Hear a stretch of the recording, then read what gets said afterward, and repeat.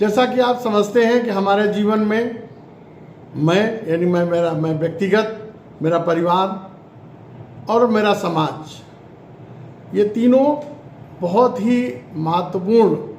व्यक्ति अकेला या उसका परिवार या उसका समाज किसके साथ अधिक सुखमय रह सकता है?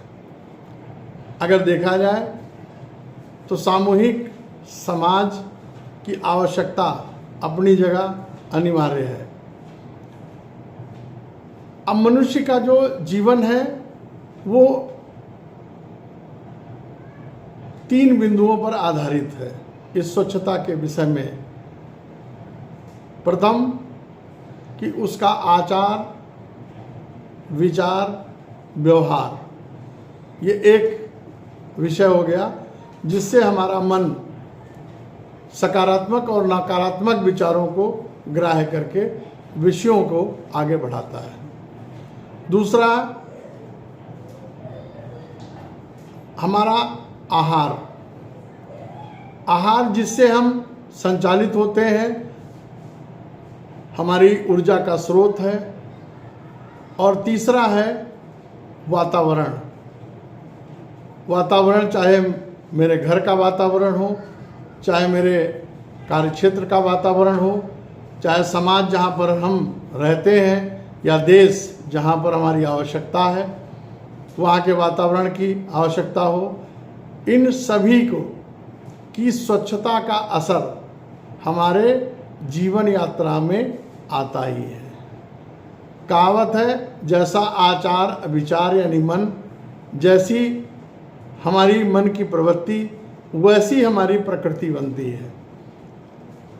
या यूँ कहा जाए, जैसी प्रकृति वैसी मेरी प्रवृत्ति। निश्चित रूप से ज़्यादा बताने की आवश्यकता नहीं है। अगर हमारा मन प्रदूषित होता है, हमारे विचार प्रदूषित होते हैं, तो किस प्रकार का परिणाम हमारे जीवन में प्रत्यक्षीकरण होता है। इसलिए मन की स्वच्छता के लिए हमारे ऋषियों मुनियों ने प्राणायाम और योग ध्यान की प्रक्रिया को आत्मसात करने के लिए प्रेरित किया है सदैव, जिससे हमारी मन की स्वच्छता होती है। मन की स्वच्छता होगी, हमारे परिवार की पीढ़ियाँ आगे अच्छी बढ़ेंगी, हमारा समाज शिक्षित होगा, संस्कृतिपूर्ण होगा। दूसरा है हमारा आहार जो हमारे अंदर ऊर्जा उत्पन्न करता है। वस्तुतः तो तीनों बिंदु है जो सत्व रजव तमस के संतुलन को बनाए रखने के लिए बहुत ही आवश्यक है, जिसमें अगर तीनों तत्वों में से कोई एक तत्व बहुत अधिक बढ़ जाता है तो निश्चित रूप से उसके दुष्परिणाम मनुष्य को उसको सबसे पहले अपने स्वास्थ्य के रूप में, फिर अपने परिवार के रूप में और फिर अपने समाज के रूप में निश्चित रूप से प्रत्यक्ष होता है। अब तीसरा है वातावरण। तो वातावरण की स्वच्छता का असर निश्चित रूप से हमारे खान पान, हमारे आहार, हमारे विचारों में और हमारी ऊर्जाओं पर पड़ता है। जैसे किसी नकारात्मक विचारधारा वाले परिक्षेत्र से जब हम गुजरते हैं तो हमारा मन द्रवित होता है और नकारात्मक अनुभूतियां करता है। अगर हम धूल मिट्टी गंदगी से गुजरते हैं, कीचड़ से गुजरते हैं, गंदी नालियों के बीच से गुजरते हैं, तो हम अच्छे स्वास्थ्य का अनुभव हमारे लिए करना उचित नहीं है।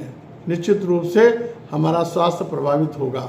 स्वास्थ्य प्रभावित होता है तो मेरा परिवार प्रभावित होता है, हमारा समाज प्रभावित होता है, हमारी आर्थिक स्थितियां खराब होती हैं। तो हमें अच्छे वायुमंडल के लिए सदैव अपने आसपास की चीज़ों को सदैव स्वच्छ रखें। अपने घर के अंदर टूटी फूटी नकारात्मक वस्तुओं को सदैव बाहर का रास्ता दिखाते रहें।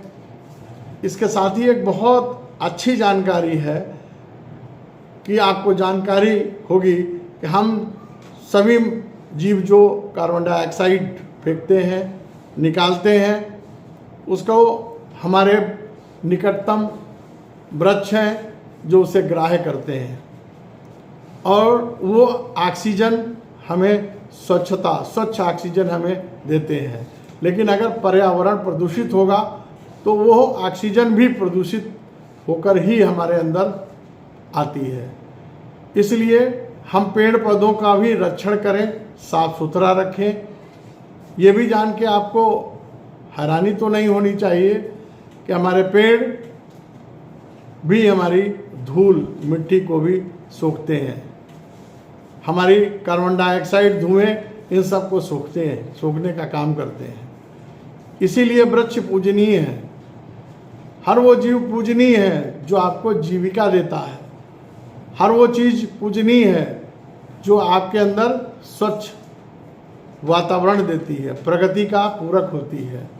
इसलिए आइए भारत सरकार के इस अभियान को आध्यात्मिक तौर से अपने हित में मानते हुए इसके लिए बहुत तन मन और धन से आगे बढ़ें और इस दिवस को स्वच्छता मिशन को कामयाब करने में हम सभी कामयाब हों, जिससे हम, हमारा शरीर, हमारा जीवन, हमारी जीवन यात्रा, हमारा परिवार और हमारा समाज और हमारा भारत जो सामूहिक रूप से खुशहाल होगा। जब वो खुशहाल होगा तो हम सभी की दिशा उन्नति की ओर होगी।